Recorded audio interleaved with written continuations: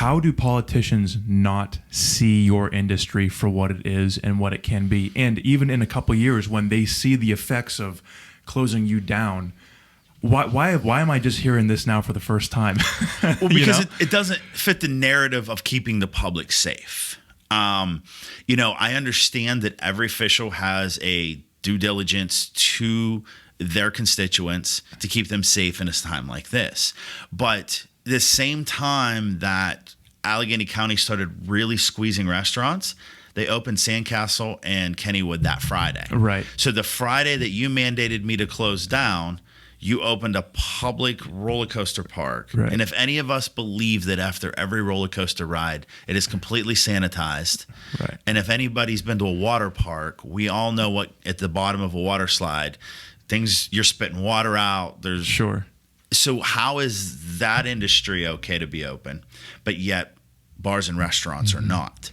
The other thing that I really wanted them to look at is there's different demographics in a restaurant.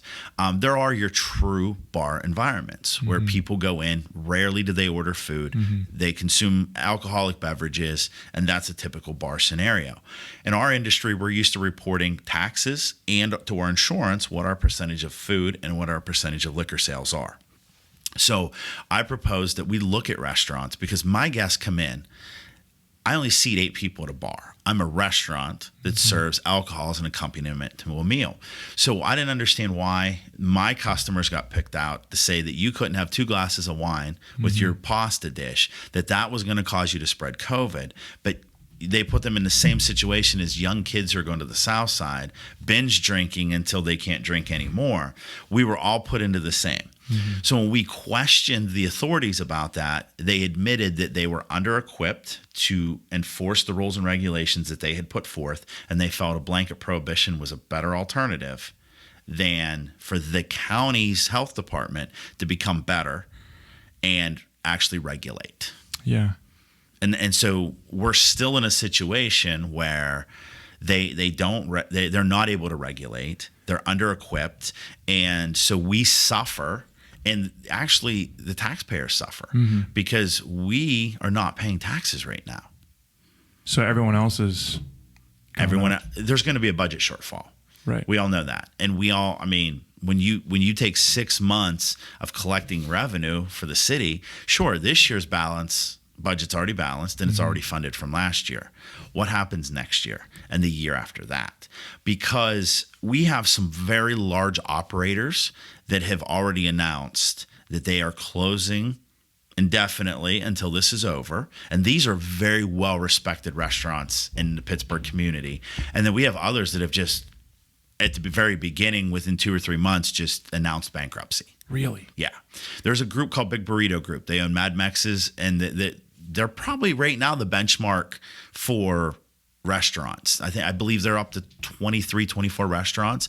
They have a specialty segment, which is kind of Mediterranean. They have Japanese. They have closed all their specialty restaurants indefinitely until they can feel that they can come out and open in a profitable manner. Sure. And that might not even necessarily be the timeline of COVID. So like whenever this ends, if it's whenever it's profitable, because that's the point that you have to be at this point as a restaurant owner. It's not just let's just open, because then when you're dealing with these restrictions, you might open to be losing money. At this point, it's how can we be profitable? Yes. Because of from what I'm hearing, from what the restrictions that you're being put under, your decisions are becoming less and less to be able to even make. Yes. There's 2 large things that have happened. The politicians feel we're a light switch. So on Thursday at 5:00, I was told that I was to close at midnight. We're a restaurant industry that has disposable produce. Produce is only good for 3 or 4 days. Right. On Thursday, when I was told that Thursday at 5:00, my last day of business was going to be July, that Thursday at midnight, I just spent $1,200 on produce. You can give to the staff all you want, but when we're reduced, there's 7 of us. We can't eat that much produce. So at that point, we lost about $600 or $700 worth of produce when we reopened 7 days later. So you're already tight on cash flow, And you weren't bringing anything in that time. well, at that time we were allowed to be open. Well, but so like from that week or whatever, That week there's no revenue. nothing coming in, right? We were told that was just all loss. Yeah. So, but the big thing is they say you're allowed to be open for delivery and takeout. There's a discrepancy in what they believe that value is and what that value actually is to the restaurant. So I have 20 consulting clients, and I have one out of all of those consulting clients that has done anything with delivery and takeout. They're doing fairly well with that. So when you look at the demographic, they're in a residential neighborhood. They've been there for a really long time, and the community around them really supports them. Everybody else, numbers are pathetic. So at that point, we feel an obligation to open and serve the community because people are looking for outside meal options. But then a lot of the times, at the end of the night, you do $300 in sales. People don't realize to turn the lights, the air conditioning, and the gas stove on, it's more than $300. Yeah. And how many employees did you say you have? I had 17. We're now at 6. What were those conversations like? What was kind of the vibe of your employees? What was the culture of your restaurant like from behind the scenes through all this? We had a great team. And when it happened, everybody sort of understood. I used the word furloughed versus laid off because I had every intention that this is just a short 2 or 3 week blip that we're doing it to keep the community safe. We're going to clean the restaurant. We're going to prepare. And in 3 weeks, we're going to be back, guys. And then as that turned longer and longer and longer, the business model has to change. Because right now we're allowed at 25% capacity. So we're fortunate we have an outdoor dining area. So outdoor dining is a different set of rules as indoor dining. So outdoor dining, I'm allowed 50%. So I'm allowed 18 guests on my patio. And then I have a restaurant inside that seats almost 80 in 2 separate rooms. And I'm only allowed 18 in those 2 separate rooms. So we're allowed 36 guests at a time. On a Friday and Saturday, we would normally serve 120 to 140 guests. And now 50, 55 is where you're at. Unfortunately, the rent doesn't reduce. I still have to turn the air conditioning on in this summer and cool it. So it's almost the same amount of money as if I have 10 guests or 100 guests. The stoves are on. So once the stoves are on and the ovens are on, they pretty much use the same amount of gas. Workers' comp insurance, liability insurance, all of that is the same fixed cost. So the break even is about $17,000 with no employees, not buying any food. That's just fixed costs to keep the restaurant running. So coming out of COVID, I'd already spent close to $58,000 just to keep the doors open with no revenue. June 4th, they allow us to open. We had a very good plan. We had training. We come out. We had a great month in June. June, we lost 4 days. We almost did pre-COVID revenue. And we thought we're up and running again. We'd put some money in the bank. Everything was good. Beginning of July comes, July 4th. Well, it was July 3rd, the edict came through. You're closed for a week. So everything that we had done well in June to help get us back on track was completely erased by a 7-day closure. Before that, at the end of June, they made the edict you couldn't serve alcohol. So I lose, which is for me, 25% of my sales. So you already have me at 50%. You took 25%, so I'm down to like 33%. You close me for another week.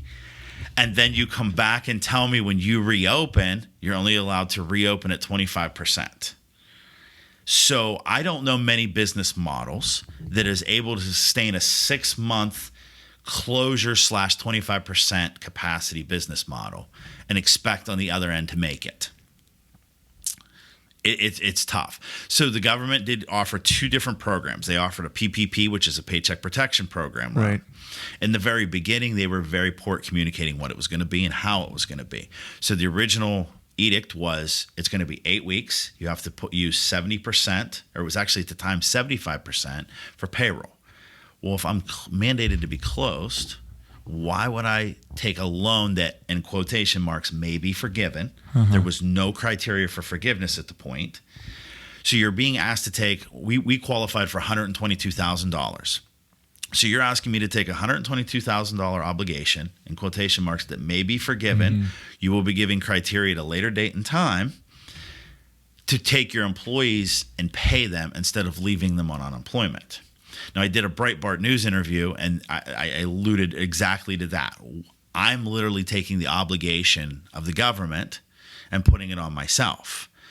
So I had a lot of customers, my consulting clients, that took the 8-week PPP loan, used it all in the first 8 weeks, and then the government comes out and says, oh, no, you have till December of this year to use it, but you can only get the loan one time. Right. So the loan's depleted, and now so I decided at that point that loan or grant, as they called it, was just not something that I wanted to explore. Sure. So we did take a EIDL loan, which is an economic impact disaster loan, which is it is furloughed for the first year, but it is a traditional loan. So I owe that money back in a payment. So you look at, you're just getting, but you need some sort of security. Because revenue is spotty. You're open a week, you're closed a week. So you need some sort of something so you can sleep at night, and you can honestly look your employees in the eye and tell them it's going to be okay. Even though deep down inside, you're not sure it's going to be okay. Sure. But you, as the leader, you have to communicate, guys, we're going to be okay. Correct. Keep calm. We'll make it through this. So I took that loan. We've been fortunate to only have to use about 8,000 of it. So we have it sitting there, but it is still an obligation that my restaurant and it is going to have until it's paid back. Right. So it wasn't like we received anything free. All we did is we took out a loan, and that loan is going to need to be paid back. So I basically had to finance my lost revenue to stay in business.